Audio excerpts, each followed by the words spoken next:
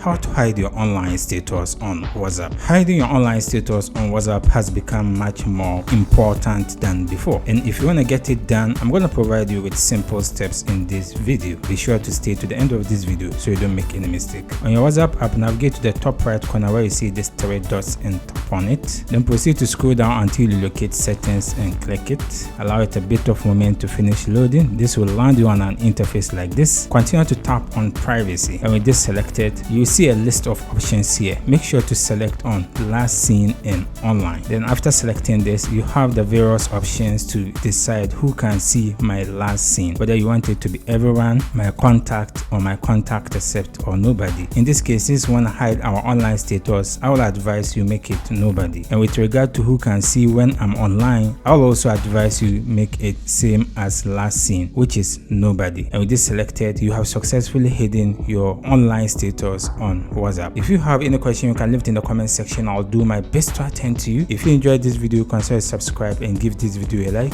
See you in the next video.